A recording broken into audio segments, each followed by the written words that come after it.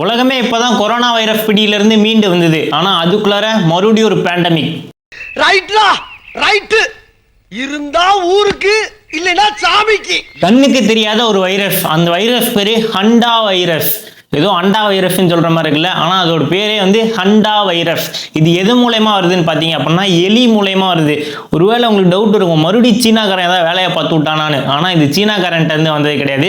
இந்த வைரஸ் இப்ப கண்டுபிடிச்சது கிடையாது. கிட்டத்தட்ட 75 வருஷத்துக்கு முன்னாடியே இந்த வைரஸை கண்டுபிடிச்சிட்டாங்க. ஆனாலுமே இப்போ வரைக்கும் இந்த வைரஸ்க்கான எந்த ஒரு தடுப்பூசியோ மருந்தோ வந்து இன்னமும் கண்டுபிடிக்கல. இந்த சுச்சுவேஷன்ல தான் இந்த வைரஸ் வந்து உலகம் ஃபுல்லா பரவிட்டு இருக்கு அப்படின்ற ஒரு பதற்றமான சூழ்நிலையை கிரியேட் பண்ணிருக்கு. இந்த வைரஸ் அட்டாக் பண்ணிருச்சுன்னா 100ல 38%, அதாவது 40 பேர் வரைக்கும் இறந்து போறதுக்கான வாய்ப்பு ரொம்பவே அதிகம். இதுக்கு இன்ன வரைக்குமே மருந்தும் கிடையாது, தடுப்பூசி கிடையாது. அதனால இப்ப இந்த டாபிக் பத்தி பேசுறேன் அப்படின்னா, ஆப்பிரிக்கால இருக்க ஒரு நடுக்கடல்ல இந்த வைரஸ் தொற்று இருக்கிறத கண்டுபிடிச்சிருக்காங்க. அதுல 3 பேர் வந்து ஆல்ரெடி இறந்துட்டாங்க. நல்லா கேட்டுக்கோங்க, நடுக்கடல்ல இருக்க கப்பலுக்குள்ளார 3 பேர் இந்த வைரஸ் தொற்றுனால இறந்துட்டாங்க. இதனால ஒரு கவர்மெண்ட் என்ன சொல்லியிருக்காங்க, இந்த கப்பல் எங்க தீவுக்கு வரவே கூடாது, நாங்க பேன் பண்றோம்னு சொல்லிட்டு பேனே பண்ணியிருக்காங்க. எலிகள் மூலமா பரவக்கூடிய இந்த வைரஸ்னால மனிதர்களுக்கு என்ன மாதிரி பாதிப்பெல்லாம் வரும், ஏன் இப்ப இந்த வைரஸை பத்தி எல்லாருமே பேசிட்டு இருக்காங்க, மறுபடியும் கொரோனா மாதிரி இது வந்து ஒரு ஸ்டார்டிங் பாயிண்டா பெரிய அலையை வந்து ஏற்படுத்துமா அப்படின்றது எல்லாத்தையும் பத்தி இந்த வீடியோல டீட்டெயிலா பேச போறோம். வீடியோ இன்ட்ரெஸ்டிங்கா இருக்கும், ஸ்கிப் பண்ணாம பாருங்க. வாய்ஸ் ஆஃப் வெற்றி சேனலை சப்ஸ்கிரைப் பண்ணிக்கோங்க. வளவலன்னு பேசாம டைரக்டா வீடியோக்குள்ள போயிடலாமா? ஐ எம் வெற்றி, உங்களை வாய்ஸ் ஆஃப் வெற்றி சேனலுக்கு வரவேற்கிறேன். யுனைடெட் ஃபார் ட்ரூத், உண்மை அறிய வாருங்கள்.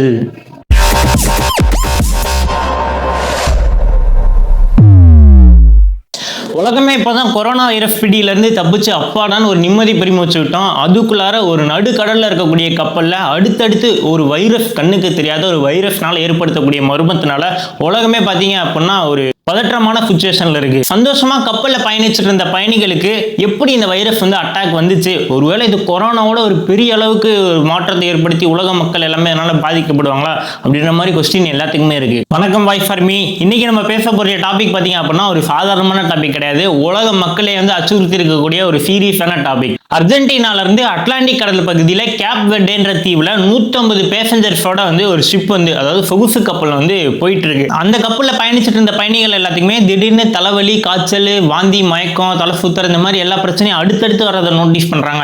இப்ப எல்லாம் என்னவா இருக்கும்னு சொல்லிட்டு பார்த்தா ஹண்டா வைரஸ்ன்றது கன்ஃபார்ம் பண்ணிடுறாங்க. ஃபர்ஸ்ட் இந்த ஹண்டா வைரஸ்னா என்ன அப்படின்றத பத்தி டீகோட் பண்ணிடலாம். இந்த கப்பல்ல இருக்க பேசஞ்சருக்கு ஹண்டா வைரஸ் இருக்குன்றத கன்ஃபார்ம் ஆனதும் என்ன பண்றாங்க அப்படின்னா, உலக நாடுகள் எல்லாமே சொல்லிட்டாங்க, இந்த கப்பலை வந்து எந்த நாட்டுக்குள்ளேயே அலோவ் பண்ணாதீங்க, குவாரண்டைன்ல வைங்க, இந்த கப்பலை வந்து ஃபுல்லா தனிமையில விட்டுருங்க அப்படின்னு சொல்லிட்டு அந்த கப்பல் நடுக்கடலே நங்கூரம் போட்டு அந்த கேப் வெர்டே தீவுக்கு பக்கத்திலேயே வந்து நிறுத்தி வச்சிட்டாங்க.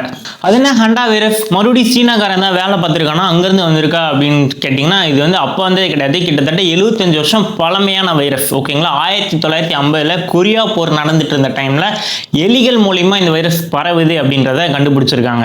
நல்லா கேட்டுக்கோங்க, இந்த வைரஸ் மட்டும் அட்டாக் பண்ணுச்சுன்னு வச்சுக்கோங்க, 100ல 38%, அதாவது 30ல இருந்து 40 பேர் வரைக்கும் கட்டாயமா இறந்து போவாங்க. இன்ன வரைக்கும் இந்த வைரஸ்க்கு வந்து ஒரு தடுப்பு மருந்தோ இல்ல தடுப்பூசியோ எதுவுமே கண்டுபிடிக்கப்படல, ஒரு வேக்சின் கூட கிடையாது. 75 வருஷமா இந்த வைரஸ் வந்து இன்னமும் சர்வே ஆகிட்டு தான் இருக்கு. இதுக்கு எந்த ஒரு தடுப்புமே கிடையாது. நல்லா நோட்டீஸ் பண்ணிக்கோங்க, ரொம்பவே கவனிக்கத்தக்க விஷயம். ஒரு வகையில சந்தோஷப்படக்கூடிய விஷயம் என்னன்னு பாத்தீங்க அப்படின்னா, மனிதர்கள்ல இருந்து இன்னொரு மனிதனுக்கு இந்த வைரஸ் வந்து பரவாது. ஆனாலுமே இந்த கப்பல்ல இருந்த நெருங்கிய நிலையில இருந்த 2 தம்பதியினர்கள், ஹஸ்பண்ட் அண்ட் ஒய்ஃப், ஓகேங்களா, நெதர்லாந்து சேர்ந்தவங்களுக்கு 2 பேத்துக்குமே வந்து கன்ஃபார்ம் பண்ணியிருக்கு. அப்போ ஒருவேளை மனிதர்கள்ல இருந்து மனிதர்களுக்கு பரவுற அளவுக்கு இந்த வைரஸ் பரிணாம வளர்ச்சி அடைஞ்சிருக்கலாம் அப்படின்ற மாதிரி உலக சுகாதார நிலையம் WHO வந்து அனௌன்ஸ் பண்ணியிருக்காங்க. ஃபர்ஸ்ட் இந்த வைரஸ் எப்படி தெரியுமா மனிதர்கள்ட்ட வருது?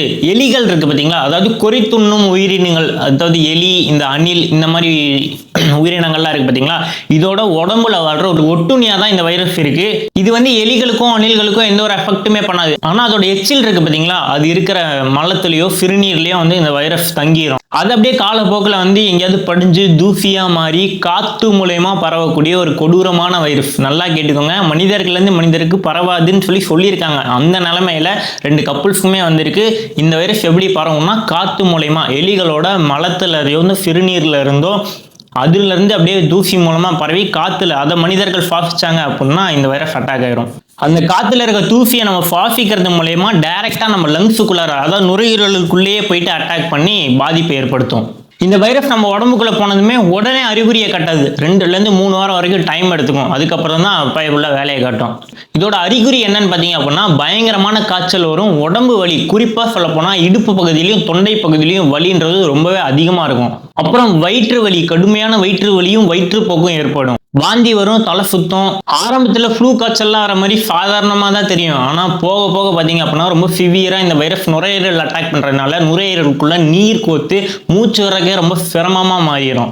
நான் ஆல்ரெடி சொன்ன மாதிரி இதோட இறப்பு விகிதம் பாத்தீங்க அப்படின்னா 38%. 10 பேர் இருக்காங்கன்னா 3-4 பேர் கட்டாயமா இந்த வைரஸ்னால அஃபெக்ட் ஆயிருந்தாங்கன்னா இறந்துருவாங்க. இது கொரோனாவோட பல மடங்கு அதிகம். ஸோ ரொம்பவே கவனம். தற்போதைய நிலை இந்த ஷிப் வந்து இப்போ எங்கே இருக்குது அப்படின்னு பார்த்தீங்க அப்படின்னா, நான் ஆல்ரெடி சொன்ன மாதிரி அர்ஜென்டினாலேருந்து அந்த கேப்வெர்டே தீவுக்கு வந்து இந்த ஷிப் வந்து 150 பயணிகளோட ட்ராவல் பண்ணிட்டு இருந்துச்சா. சரி, ஓகே. இப்போ வந்து அந்த கவர்மெண்ட் வந்து என்ன பண்ணிட்டாங்க அப்படின்னா குவாரண்டைனில் இருக்கட்டும் சொல்லி இந்த ஷிப் வந்து தடை பண்ணி வச்சிருக்காங்க.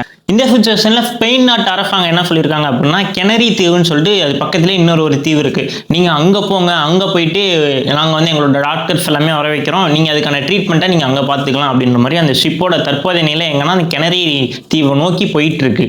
இதுக்கான சிகிச்சை முறைன்னு பார்த்தீங்க அப்படின்னா, நான் ஆல்ரெடி சொன்ன மாதிரி இது வரைக்குமே இந்த வைரஸ்க்கான தடுப்பு மருந்தோ தடுப்பூசியோ எதுவுமே இன்னமும் கண்டுபிடிக்க முடியல.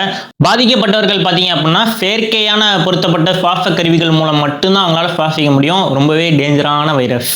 இதுலேருந்து நம்மளை எப்படி தற்காத்துக்கலான்னு பார்த்தீங்க அப்படின்னா, ஃபர்ஸ்ட் நம்ம வீட்டில் யூஸ் பண்ணாமல் வச்சிருக்கக்கூடிய, அதாவது உங்களுக்கே தெரியும் எலிகள் வரக்கூடிய இடம், இந்த குடோனு, இந்த வண்டி நிறுத்துற பார்க்கிங்கு, இந்த வீட்டுக்கு மேலே டெரஸில் ஏதாவது யூஸ் பண்ணாத ரூம்லாம், இந்த மாதிரி இடத்துல தான் வந்து எலிகள் வந்து தங்கும்.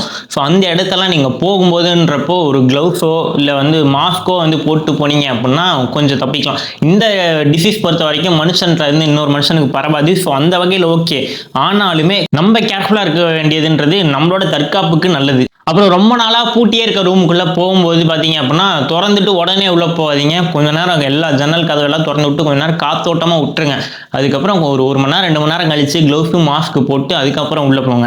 உணவுப் பொருட்கள் ஏதாவது வீட்டில் இருந்தது அப்படின்னா எலிகள் வந்து அதை சாப்பிடாத மாதிரி பத்திரமா வச்சுக்கோங்க. எலிகள் வந்து முடிஞ்ச அளவுக்கு வீட்டுக்கு வராத மாதிரி பார்த்துக்கோங்க. ஹண்டா வைரஸ் பற்றி உங்கள் கருத்து என்ன மறக்காம கீழே கமெண்ட் பண்ணுங்க. இந்த வீடியோவை உங்கள் ஃபேமிலி உறுப்பினர்களுக்கு ஷேர் பண்ணி மறுபடியும் கொரோனா மாதிரி இன்னொரு வைரஸ் வரப்போதாமா, அதுவும் எலிதான் முக்கிய காரணமாமா, வீட்டில் எலி வராமல் பார்த்துக்கோ, கேர்ஃபுல்லாக இருந்துக்கும்னு சொல்லிட்டு அவங்களுக்கு ஒரு விழிப்புணர்வு ஏற்படுத்துகிற வகையில் இந்த வீடியோ அவங்களுக்கும் ஷேர் பண்ணுங்க. இந்த வீடியோ உங்களுக்கு பிடிச்சதுன்னா லைக் பண்ணுங்க. வேற என்ன டாபிக் பற்றி நான் வீடியோ பேசணும்னு நீங்கள் நினைக்கிறீங்களோ அதை மறக்காம கமெண்ட் பண்ணுங்க. தெரியாத உண்மையை தெரிஞ்சுக்க வாய்ஸ் ஆஃப் இட் சேனலை சப்ஸ்கிரைப் பண்ணுங்க. ஸோ வாய்ஸ் ஃபார் மீ உங்கள் தட்டனை மறக்காம கீழே கமெண்ட் பண்ணுங்க. இப்போ நான் கிளம்புறேன். அது வரைக்கும் பாய்.